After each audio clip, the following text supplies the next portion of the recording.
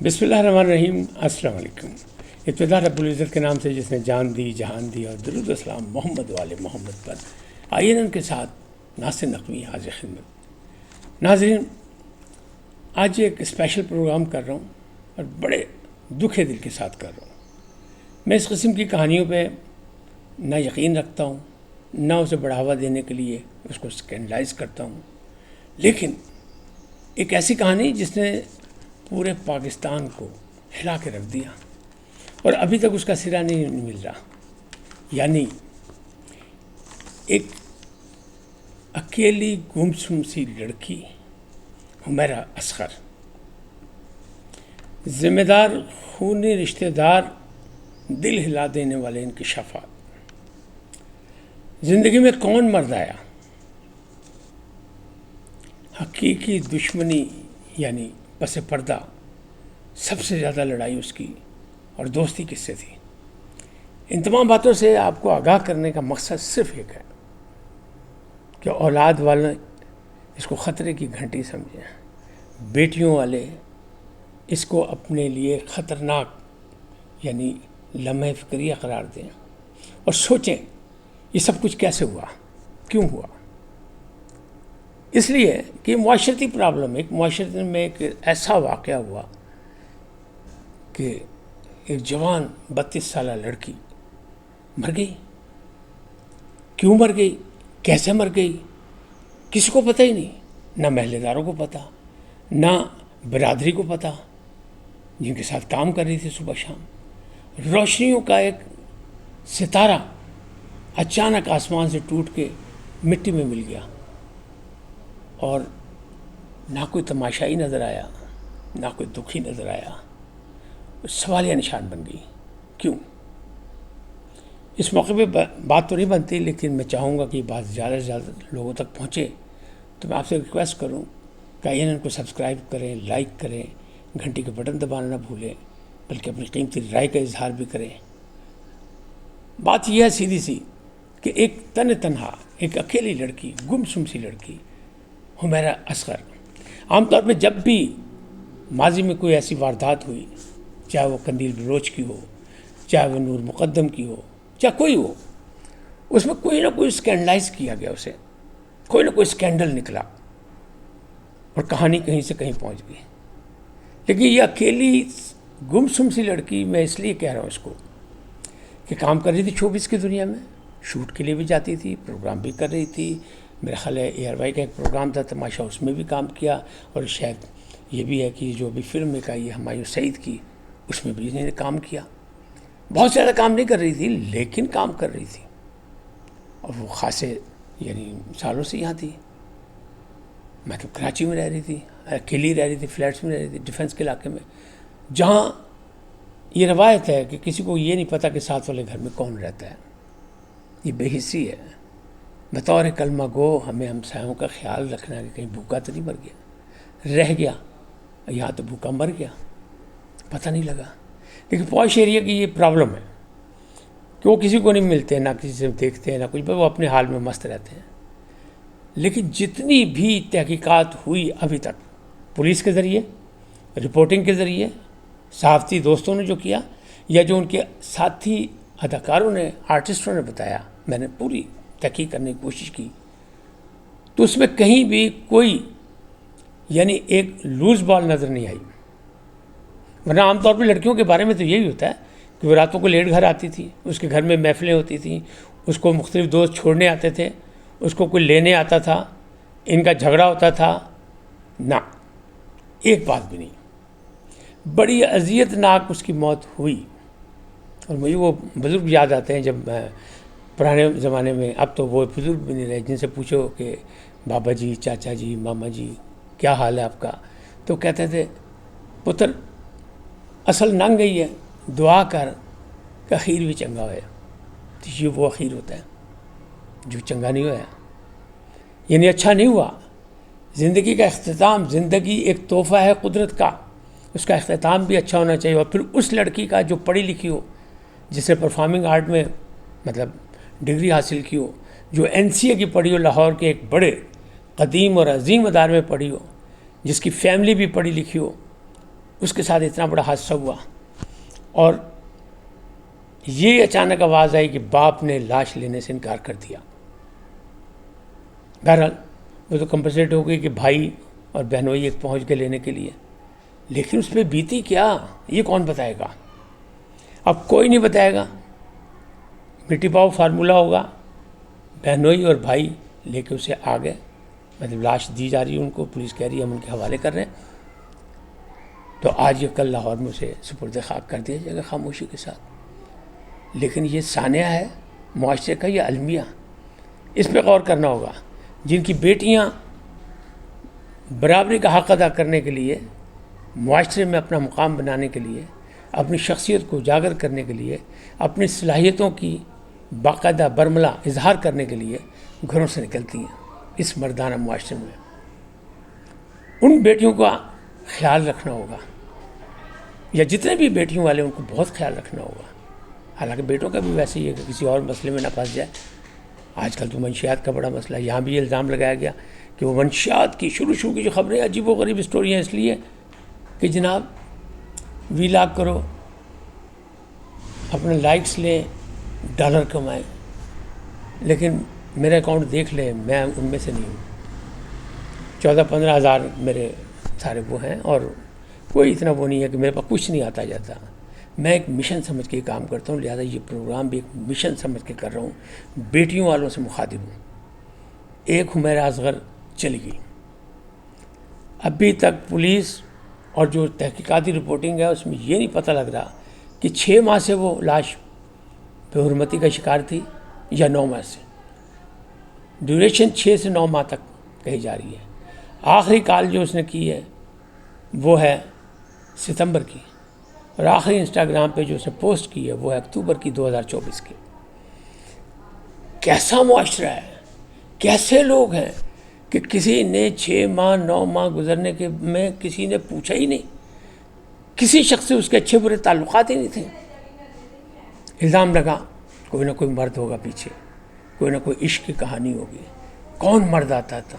Flats میں جا کے پوچھا گیا، جرنلسٹوں نے اپنی بات کا بتنگڑ تو بنانا ہے، لیکن سب کو ناکامی ہوئی، کوئی شخص نہیں آتا تھا۔ ایک کریم والا ملا، اس نے کہا یہ صرف مجھے فون کر کے بلاتی تھی اور میں اس کو لے جاتا تھا، پھر یہاں بھی جب چھوڑنے آتا تھا تو کئی گھنٹے گاڑی میں بیٹھی رہتی تھی، پتہ نہیں کیا، یعنی ایک قسم کی وہ نفسیاتی سی مریض جو اس کی باتوں سے لگ رہا ہے۔ باقی کوئی فلیٹ والا یہ نہیں کہتا کہ ان کے یہاں کوئی محفلیں ہوتی تھیں یا یہ رات گئے آتی تھی یا یہ محفلوں میں جاتی۔ ہاں یہ کہا کہ اچانک غائب ہو جاتی تھی، کیونکہ ظاہر اس کا کام ایسا تھا، شوٹ پہ کہیں چلی گئی، کراچی سے باہر چلی گئی، ملک سے باہر چلی گئی، یا شہر سے باہر چلی گئی، یا لاہور چلی گئی اپنے والدین سے ملنے کے لیے۔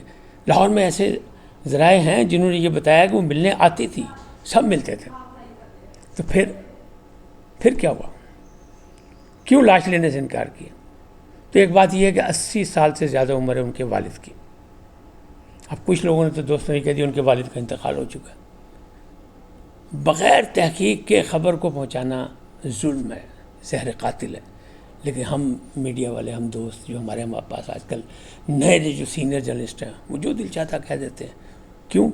کہ معاشرہ اسی پہ ہے، اب نہ وہ ٹی وی دیکھتا ہے نہ اخبار دیکھتا ہے، تو بس اسی پہ لگا ہوا، وہ اسی پہ بحث کرتا ہے، اور بس جتنی بحث کرتا ہے اتنے زیادہ لائکس آ جاتے ہیں، اتنے لوگ دیکھنا شروع کر دیتے ہیں۔ وہ فلانے نے کہتا، وہ فلانے نے یہ، نہیں، ایسے نہیں ہونا چاہیے۔ بڑا حساس معاملہ ہے۔ یعنی سارے محلے سے پوچھا گیا کون مرد آتا تھا، سب نے کہا کوئی بھی نہیں، دیکھے ہی نہیں، کسی نے ایک نے نہیں کہا، اندیشہ بھی ظاہر نہیں کیا۔ اس کا مطلب یہ ہے کہ اس کی زندگی میں کوئی مرد نہیں آیا، کیونکہ اس کی برادری کے لوگ جو شوبز کے لوگ ہیں وہ بھی یہی کہتے ہیں کہ ہم نے کبھی نہیں دیکھا کسی کو اس کے ساتھ جائے، اکیلے آتی تھی، تنہا چلی جاتی، ایک اکیلی لڑکی، گمسم سی لڑکی، اپنے آپ میں گم رہتی تھی۔ کیوں؟ خاندان نے اسے تسلیم نہیں کیا پرفارمنگ آرٹ میں جانے کا، حالانکہ وہ پڑھی یہی تھی پرفارمنگ آرٹ NCA سے، لیکن وہ کہا نہیں یہ کام اچھا نہیں جیسا ہمارے معاشرے میں سمجھا جاتا ہے۔ اب اس میں حقیقی دشمن جو ایک پوشیدہ دشمن ہے وہ کون نکلا اس تحقیقات میں، کہ ان کی حمیرہ اصغر کی ایک بہن ہے، وہ یہ بتا رہی ہیں کہ ایک بھائی ہمارا بہت زیادہ مخالف تھا، جس کی وجہ سے والد صاحب بھی بہت ناراض تھے اور گھر میں بڑی لڑائی جھگڑا رہتے تھے۔ وہ اس کی وجہ سے یہ بڑی ڈسٹرب تھی. تو اصل تو پھر وہی پوشیدہ دشمن نکلا نا، باہر تو کوئی مل نہیں رہا. کہیں ڈیفینس میں رہنے کے باوجود کراچی جیسے پوش علاقے میں کہیں کسی پارٹیوں میں آنا جانا کہیں اس میں ریکارڈ پہ نہیں ہے. تو پھر آپ کیسے کوئی الزام لگا سکتے ہیں، کیسے اسکینڈلائز کر سکتے ہیں؟ لیکن مرنے کے بعد اس کی لاش تو خراب ہوئی، مرنے کے بعد اس کو خبروں کا عنوان تو بنایا گیا. کیا اس کا یہی حق تھا؟ نہیں، یہ ستم ظریفی ہے. میں نے ایک بات کی کہ ذمہ دار خونی رشتہ دار کیسے؟ بھائی اگر محلے داروں نے اس کا خیال نہیں کیا، باپ ناراض تھا، ایک بھائی ناراض تھا، باقی بہنیں ناراض نہیں تھیں، بھائی ناراض نہیں تھے، پھر اس کے کزن ہوں گے وہ ناراض نہیں تھے، سارے لوگ تو ناراض نہیں تھے. اچھا ناراض بھی تھے تو کیا کبھی اس کا حال چال نہیں پوچھنا چاہیے؟ ایک بندہ ناراض ہو کے گھر سے نکل گیا تو کیا اس کا بالکل لا تعلقی کر لینا چاہیے؟ نہیں. یہ وہ سوچ ہے کہ ایک دم سے آپ کسی کو ڈیگریڈ کر کے اسے چھوڑ دیں تنہا تنہا. شخصی آزادی ضروری ہے لیکن مادر پدر آزادی نہیں. کہیں نہ کہیں سے باپ کو بھی جو ناراض تھا اس کو بھی چاہیے تھا کہ جس سے اس کی ہیلو ہائی تھی اس سے کہتا یار حال تو پوچھ لو، میرا خون ہے، میری بیٹی ہے. ایک غلط فیصلہ اس نے کر لیا بقول اس کے باپ کے، نہیں کیا کسی نے. تو ذمہ دار کون بنا؟ ذمہ دار عزیز و قارب بنے، ذمہ دار خونی رشتہ دار بنے کہ جنہوں نے بالکل اسے بالکل تنہا چھوڑ دیا، جبکہ اس کی ایک پہچان تھی معاشرے میں، ایک نام تھا اس کا. ابھی بہت زیادہ نام نہیں تھا لیکن تھا، ہے تو خبر بن رہی ہے نا. گمنامی میں جو مرتے ہیں ان کی خبریں کب بنتی ہیں؟ وہ تو کہتے ہیں گمنام لاش ملی اور دفنا دی گئی، سپرد خاک کر دی پولیس نے، یا ایدی صاحب نے کر دی، ان کے ادارے نے کر دی، یا چیفہ نے کر دی. یہی ہوتا ہے نا. لیکن یہاں تو کوہرام مچا ہوا ہے. تو اب اس کوہرام کو اپنی طرف اپنے دلوں میں پہ ہاتھ رکھ کے سوچیں.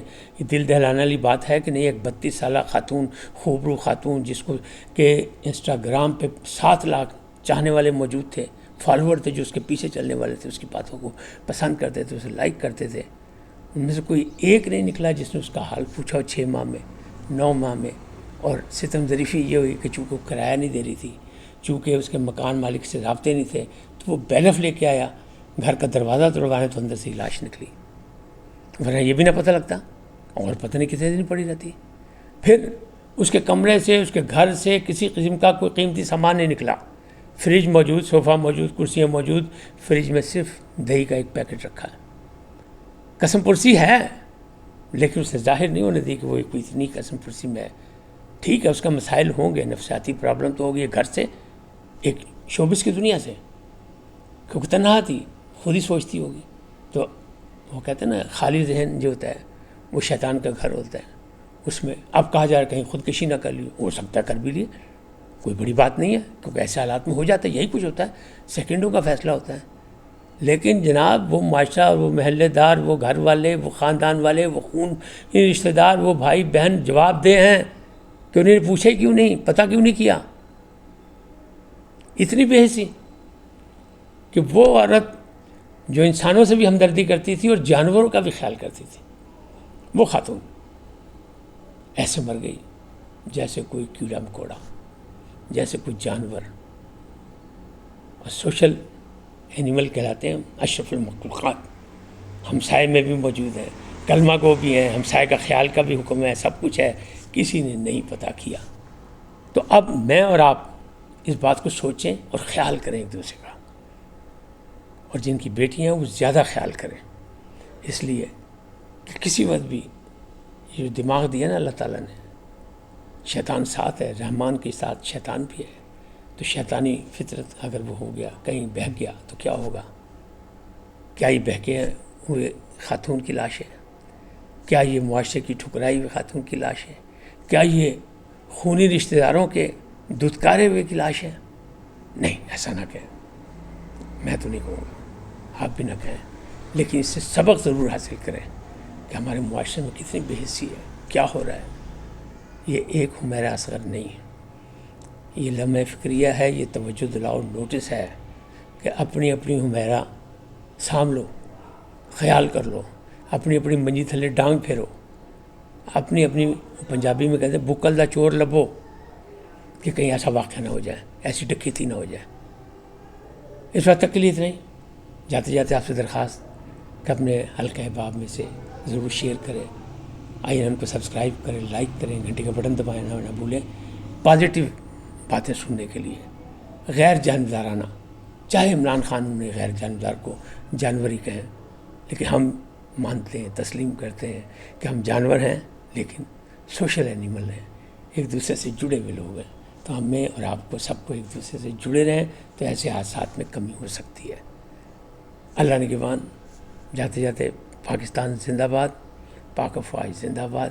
سدا سلامت رہیں، ایک دوسرے کے لیے آسانیاں پیدا کریں، ایک دوسرے کے لیے قریب ہوں تاکہ ہمیں مزید ایسے سانحات دیکھنے نہ پڑے. اللہ حافظ.